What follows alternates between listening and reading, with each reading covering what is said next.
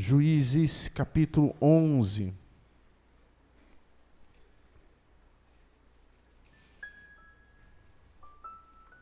Juízes capítulo 11. Eu vou estar lendo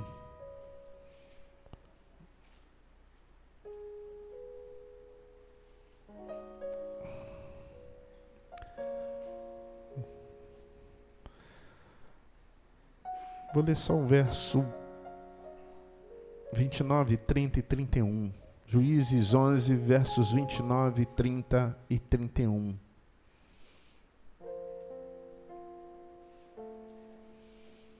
Juízes capítulo 11. Diz assim a palavra de Deus: Então o Espírito do Senhor veio sobre Jefté, e atravessando este por Gileade e Manassés, passou até Mispa de Gileade, e de Mispa de Gileade passou contra os filhos de Amon.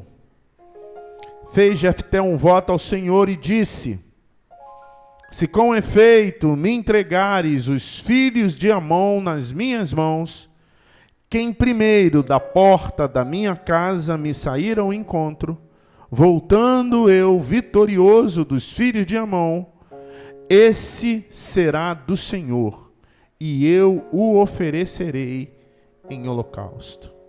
Vamos orar. Abre o nosso coração, a nossa mente, Deus, para que nós compreendamos e entendamos a Tua palavra, santa, bendita, verdadeira e sincera.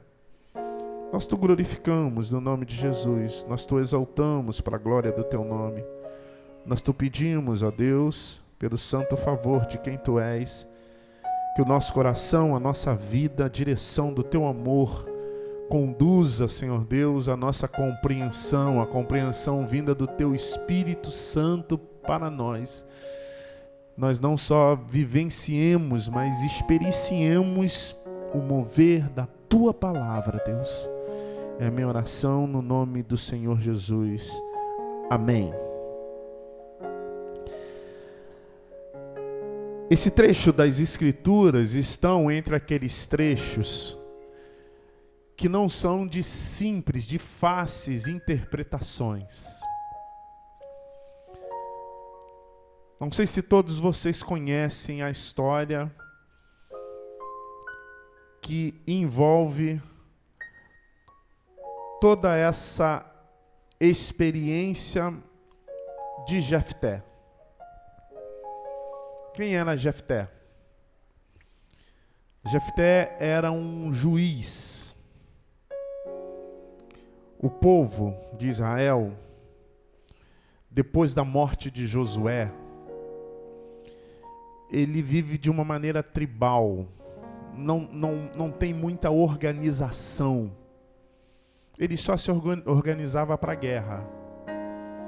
E Deus, pela sua misericórdia, institui juízes dentre o povo de Israel, que era uma espécie de líder político, líder comunitário, líder militar e, por vezes, líder religioso. Dentre esses juízes, Jefté é um deles. E Jefté, ele tem uma história bem interessante, porque ele é filho de uma prostituta. E no contexto, no seio da sua família, ele é expulso de casa pelos seus irmãos para que ele não tivesse direito à herança. E ele sai de Gileade, que era a terra natal dele, e vive em uma terra um tanto distante. Jefté, a Bíblia diz que ele não andava, o texto é bem claro, diz que ele andava com pessoas de índole duvidosa. Alguns textos vai dizer que eram homens levianos. Quando a gente pega os detalhes desses homens eram bandidos mesmo, eram marginais. E Jefté não só andava com eles, na verdade Jefté liderava esse grupo de milicianos. Jefté, ele era muito eloquente. Ele é aquela pessoa que sabe falar, que sabe resenhar, que sabe persuadir, que sabe dissuadir.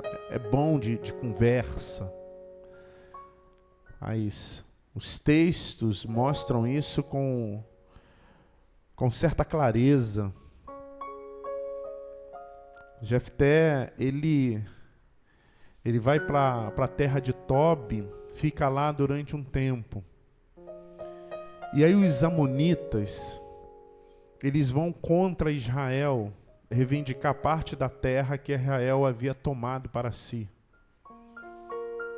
E aí, curiosamente, ou providencialmente, os anciões lá de Gileade procuram Jefté e faz uma proposta para ele: você lidera a gente contra os amonitas? É estranho, porque Jefté havia sido expulso lá da sua terra natal. Mas por que é que esses anciões vão procurar Jefté? Porque Jefté é uma espécie de exército que não tem bandeira. Ele tem um grupo com ele que vem de proteção. Ele tem uma milícia com ele que vende os seus serviços. Essa é a ideia. Se você entrar nas minúcias do texto e da história, você vai perceber isso até com certa nitidez. E Jefté fala para eles assim: tudo bem. Daí vem a ideia de bom negociador. Eu vou liderar vocês, eu vou pegar a minha turma e vou lutar contra os amonitas. Mas o que vocês vão me dar em troca? Por exemplo, vocês vão deixar depois disso eu ser o líder de vocês? Os anciões não têm muito para onde correr. E ele disse: tudo bem, se você voltar vitorioso contra os amonitas, você vai liderar sobre os gileaditas, sobre essa parte de Israel. Jefté, óbvio, aceita a tarefa, e aí ele vai negociar com os amonitas. Ele vai meio que tentar provocá-los, ele vai tentar alinhar um acordo de paz. Mas os amonitas disseram: não, nós queremos as terras que vocês tomaram de nós. E aí Jefté não tem outra saída se não é ir contra os amonitas.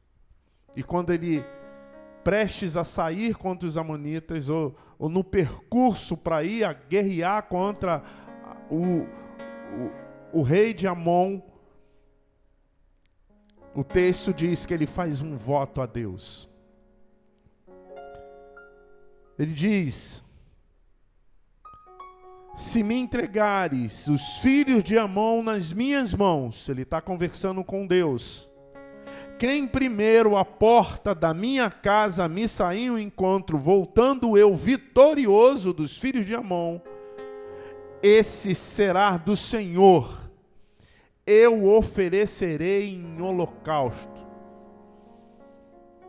Creio que todos vocês compreenderam. Ele diz: olha, quando eu voltar da guerra, em sendo vitorioso e chegar em casa, quem primeiro me vier ao encontro, eu vou sacrificar ao Senhor. Pois bem, Jefté vai à guerra. Jefté vence os amonitas. Volta para casa regozijando, louvando a Deus. E ao chegar na sua casa, vem ao encontro dele a sua única filha, dançando, alegre, regozijante. E Jefté olha aquela filha que vem ao seu encontro. Olha para aquele quadro. Não era só a sua filha, era a sua única filha. Quando ele viu A Bíblia diz que ele rasgou as suas vestes e disse: ah, minha filha, tu me prostra por completo. Tu passaste a ser o motivo da minha calamidade, porque eu fiz um voto ao Senhor e não vou voltar atrás. Esse texto, ele é enigmático, por isso que eu disse que é um dos trechos, uma das partes da Bíblia de muito difícil interpretação. Porque aqui, pelo menos, 3 perguntas saltam aos nossos olhos. A primeira é: pode fazer um voto a Deus? A segunda é: ele sacrificou a sua filha? E a terceira é: Deus aceita sacrifício de gente? Eu posso já responder essas perguntas, mesmo que já no meio da mensagem, sem concluí-la. Que número 1, pode fazer um sacrifício, pode fazer um voto a Deus, não há nenhum problema. Ana, que quase todos vocês conhecem, ela fez um voto a Deus. Ela disse: se me deres um filho, eu o consagrarei ao Senhor. Pode fazer um voto a Deus. Deus aceita sacrifício humano? Não, Deus não aceita sacrifício humano. Não há hipótese de Deus aceitar sacrifício humano.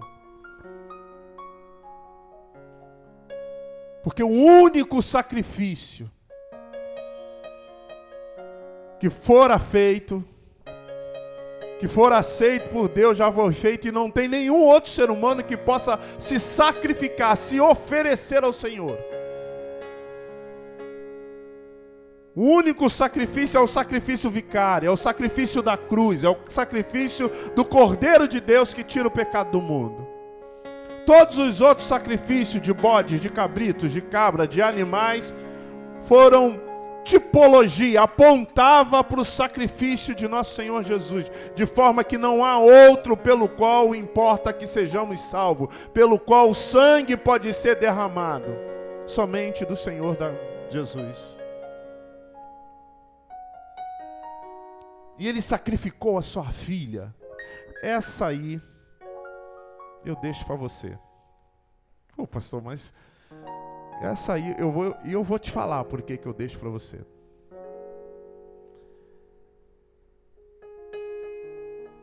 Jefté, ele, como eu disse, era filho de uma prostituta. Ele foi expulso pelos seus irmãos do seu ambiente. Ele foi viver na terra de Tobi. Ele se misturou com gente que não presta. Ele liderou essa gente. Mas ele é eleito por Deus para ser juiz. Às vezes a gente não para refletir sobre o texto. Esse sujeito não tem gabarito para ser um juiz aos olhos dos homens. Jefté, a gente olha sempre para os personagens bíblicos, meus irmãos, com certa tolerância. Nós olhamos para Davi, por exemplo, e nós sempre lembramos de Davi, que é um homem segundo o coração de Deus.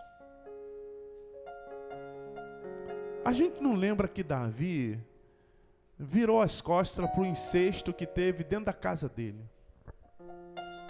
Um filho teve uma coisa com a própria irmã. A gente não olha, por exemplo, para a milícia de Davi lá, que foi lá e falou para Abigail: ó, fala para o teu marido, se ele não aceitar a gente vai tomar tudo. A gente não olha para o Davi, que teve 2 famílias. A gente não olha para o Davi, que teve um caso com Betseba. A gente olha para o Davi, que é um homem segundo o coração de Deus. Eu, por exemplo, tenho Talvez seja o personagem que eu mais me identifico na Bíblia. A gente olha para o Jefté e é um juiz, a gente tem uma certa parcimônia com Jefté.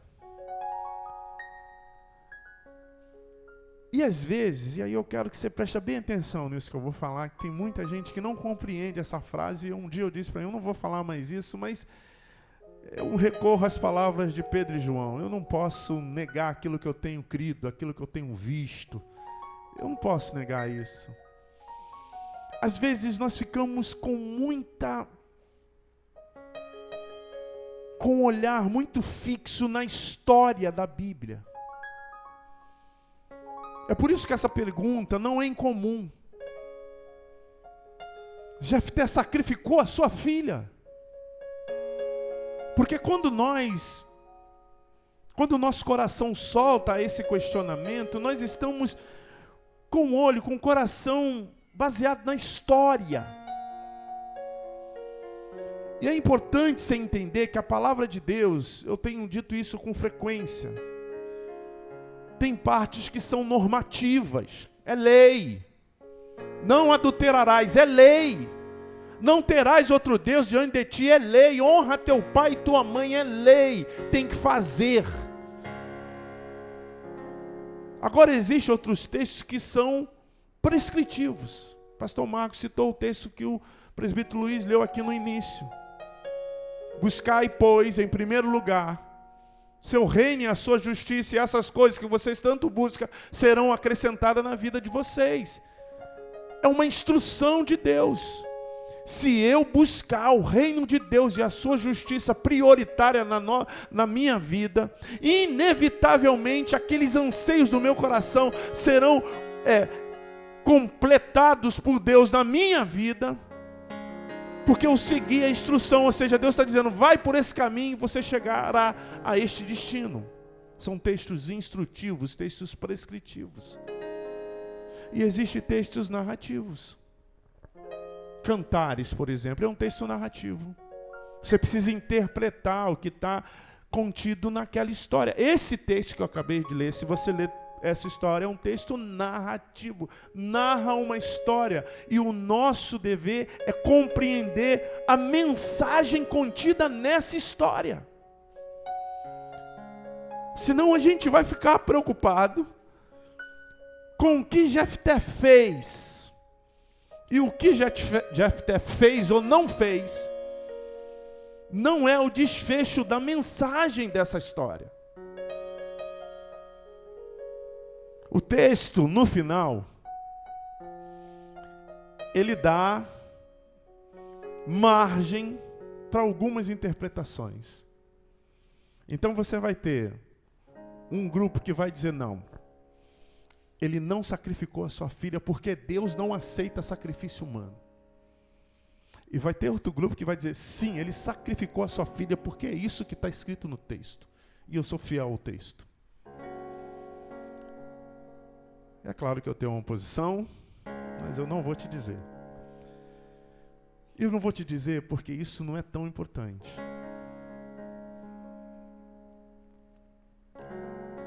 E não é importante, sabe por quê? Porque Deus não tem nada a ver com esse sacrifício aqui. Em nenhum momento, Deus falou alguma coisa com Jefté. Aliás, você não vê Deus falar absolutamente nada, que não seja o início do versículo, que diz que o Espírito do Senhor veio sobre Jefté. Mas com respeito ao sacrifício, ao voto, não tem nenhuma alegação do pai a respeito disso. O que mais coerente a gente tem que olhar para esse texto e olhar para Jefté, que foi um juiz, que está lá na galeria dos heróis da fé dos hebreus, e entender que ele fez aqui um voto de tolo. O voto de tolo é aquele negócio que você disse que vai fazer, mas que não traz nenhum benefício para a sua vida. Esse sacrifício aqui não tem nada a ver com Deus, meus irmãos. Tem a ver com Jefté. Por que é que ele faz esse voto a Deus? porque ele havia combinado com Gileadita: se eu vencer a batalha, eu vou ser o rei de vocês. Jefté faz um voto em benefício próprio. Jefté não faz um voto como Ana fez.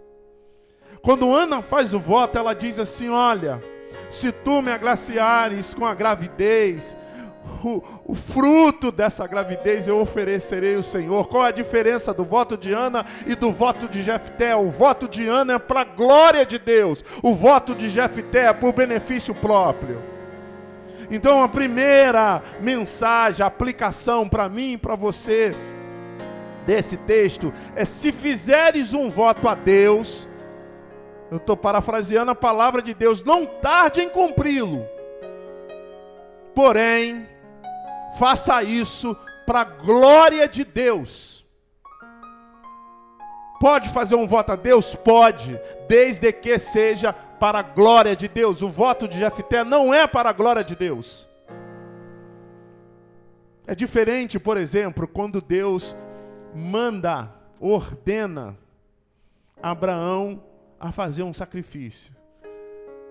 Isaac era o sacrifício. Deus não permite que se faça o sacrifício, mas naquele momento ali, Deus falou com Abraão.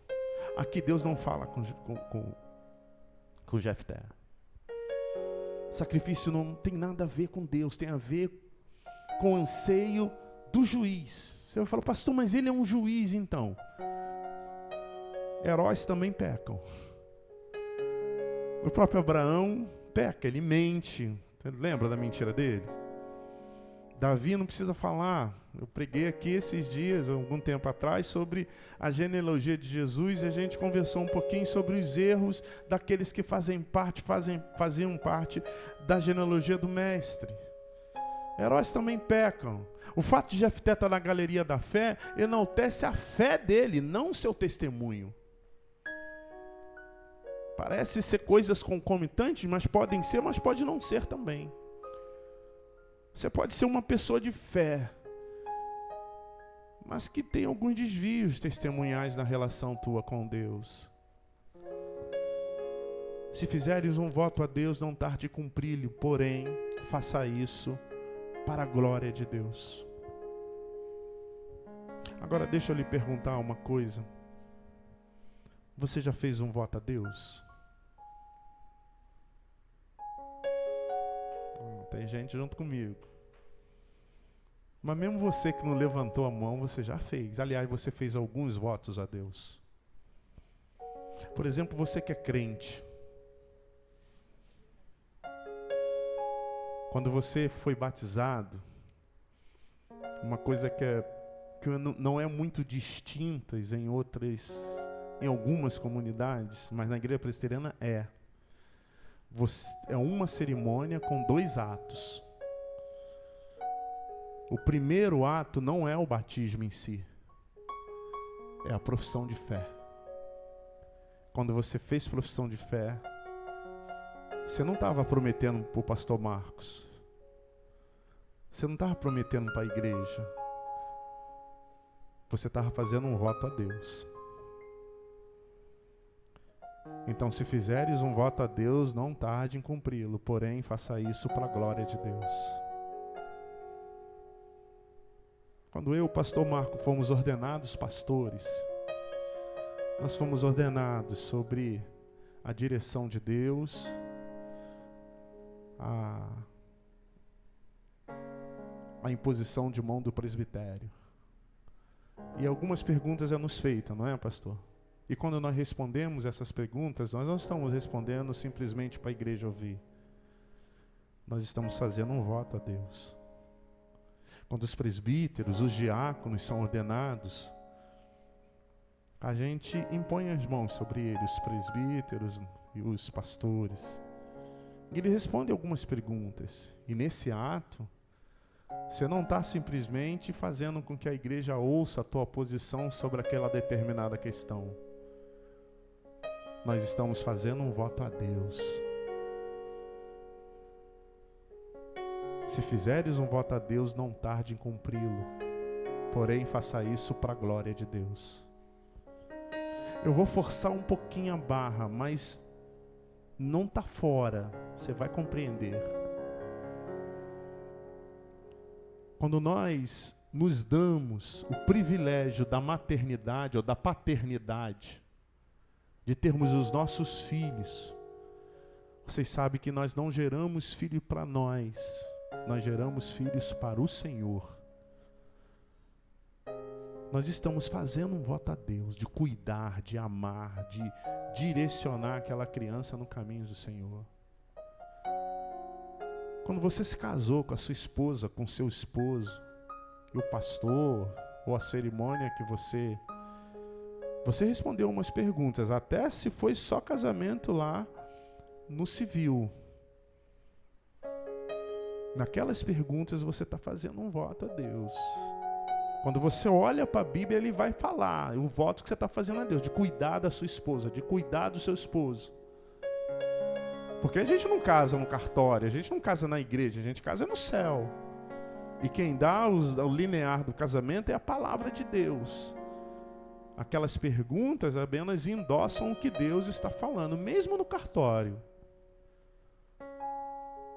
Quando você assumiu um ministério na igreja, é por isso que aqui eu sempre falo, eu sempre jogo e as pessoas tomam a decisão.